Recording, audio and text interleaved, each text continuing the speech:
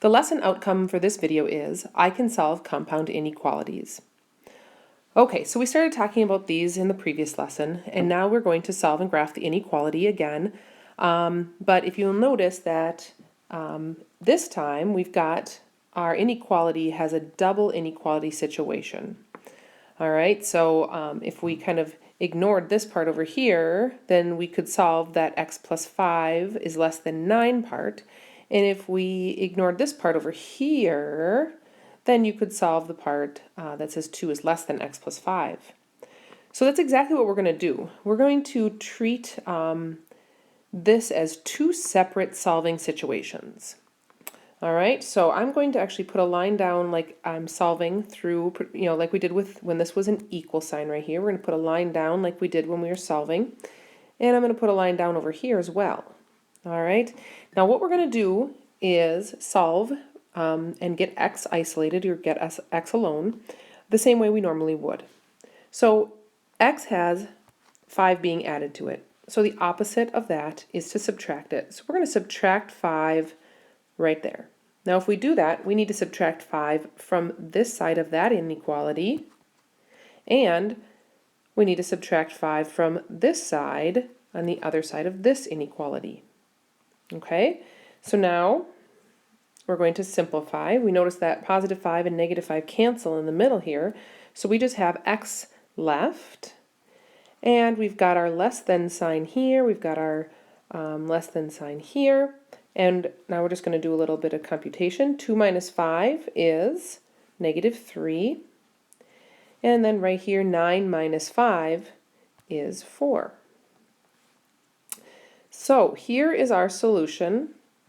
Our solution is that, if we read it a couple different ways, x, the inequality is kind of opening towards the x, so often I talk about that being like a mouth, so it always eats the greater amount. So this mouth is eating x, so x is greater than negative 3. And then over here we've got x is now less than 4, because 4 is the one that is larger, because the greater than sign, or this inequality symbol there, shows that the larger amount is over here. So x is less than 4. So we have to graph those two separately. Now if you're more comfortable writing them out separately before you graph them, that's fine, or you can just graph right from this. So the first time around I'll rewrite these. All right, so we have negative 3 is less than x, and we have x is less than 4. You're probably more comfortable graphing inequalities when the x right here is on the other side of the inequality. Remember that if you switch the x and the negative 3 around, that's great, but you also need to change that sign around, because it still needs to have the part that's like opening up like a mouth towards the x, just like it was over here. So we're going to graph this, and we're going to graph this. All right, x is greater than negative 3. Let's go ahead and on our number line, I'm going to put a 0 right here, and then we've got 1, 2, 3, 4 going positive direction. Oop. And we've got negative 1, negative 2, negative 3, and negative 4 this direction. So we're going to plot a point at negative 3. So I'm going to always start by having it an open circle. And it's going to stay an open circle because this is just greater than, not greater than or equal to. We're also going to put a point at 4. So here's 4. And again, it's going to stay open because this is just less than 4, not equal to. Now, we have to graph where x is both greater than negative 3. All right, well, here's negative 3. Greater than negative 3 is this direction. More positive is greater. And then we have to also graph where x is less than 4. Well, here's 4. What numbers are less than 4? Well, 3 and 2 and 1, etc. So this direction. And now since they are written together in this format, we know that this is an intersection. And an intersection is that and situation. It has to be true for both, because when we read this, x is greater than negative 3 and x is less than 4. So it has to be true for both things, this and this. So where is it on the number line that's true for both? Well, it's in between them. Okay, again, if I had picked a point out here, it would be true for one of the two statements but not the other, so that's not okay, and same thing with a point out here. Okay, let's try this next example. All right, so again, we need to solve a compound inequality by solving for x using both of the inequality signs. So again, just really focus in on this middle portion here where the x variable is. We need to solve for the x, we need to isolate it, get it alone. So to do so, we're going to subtract 2. Okay, if we subtract 2, we need to subtract 2 from over here, and we have to subtract 2 from over here as well.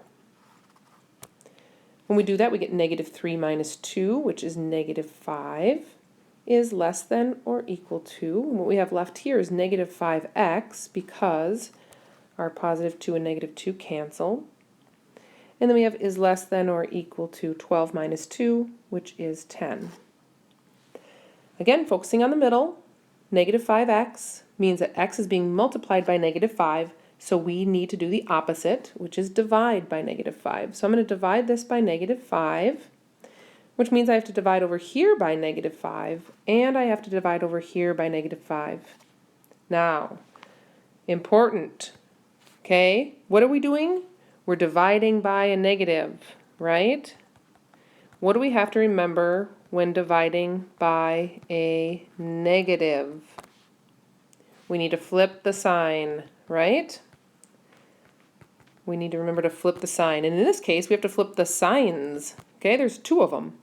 So since we're dividing by a negative, remember negative divided by negative is positive, 5 divided by 5 is 1, so we have just the x left here, and we have to flip our signs.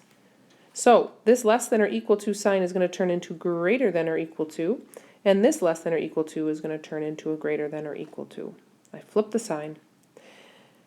All right, so again, negative 5 divided by negative 5 is 1. And over here, 10 divided by negative 5 is negative 2. So here's our compound inequality that we need to graph. We need to show where x is less than or equal to 1, because 1 is greater than, right? So where's x less than or equal to 1? And then where's x greater than or equal to negative 2? All right, I enlarged my graph this time, my line graph. So we have 1, 2, 3, 4. Over here we have negative 1, negative 2, negative 3, negative 4. All right, so I'm going to put a point at 1. And is this going to be solid or filled in? It's going to be solid because of the greater than or equal to sign. So we're going to shade that in, filled in. Again, that decision is all based on this line right here. And this line right here tells us we're going to shade in the other point too at negative 2. So here's the other point at negative 2. Now, where is x less than or equal to 1? Well, x is less than 1 this direction. Here's 1. Where's less than 1? This way. So x has to be less than 1. And then where's x greater than or equal to negative 2? Here's negative 2. Where's greater than negative 2? This way. So if we have a compound inequality like this, again, this is an intersection. It means it has to be true for both. So if it has to be true for both, we know the shading must occur in the middle because that is where numbers are greater than negative 2, and less than 1. Okay, now in this example, one thing you probably notice right away when you read the question, 3x minus 2 is less than or equal to negative 11, or 2x plus 8 is greater than 16. Probably notice it's written different than the first 2 examples and that we have this word or in the middle. Well, or tells us right away that we are in a union situation. A union uses the word or. So remember, one thing has to be true or the other. All right? So when we graph it, we'll take a look at that. So now, because this is written different than the first 2 examples, I just want to help you see that really all we're doing is we're solving these 2 inequalities totally separately. Okay, so just like we did in previous lessons, we're going to go ahead and take a look at The first one, 3x minus 2, is less than or equal to negative 11, and we're going to solve this. So I'm going to start, again, we're trying to isolate the x variable. So we're going to add 2 to this side, and if we do that, we have to add 2 to this side. All right, now, when we do that, we're going to get these to cancel out, and we're left with 3x is less than or equal to negative 11 plus 2. That is negative 9. Work on those integers. And now we're going to divide both sides by 3 to get x alone. I divide both sides by 3. 3 divided by 3 is 1, so now we have 1x. Now I'm going to ask you a question, see what you think. Do we flip our sign? Okay, the answer is no. We didn't divide by a negative value. Again, this would have to be negative, or this, well, and this.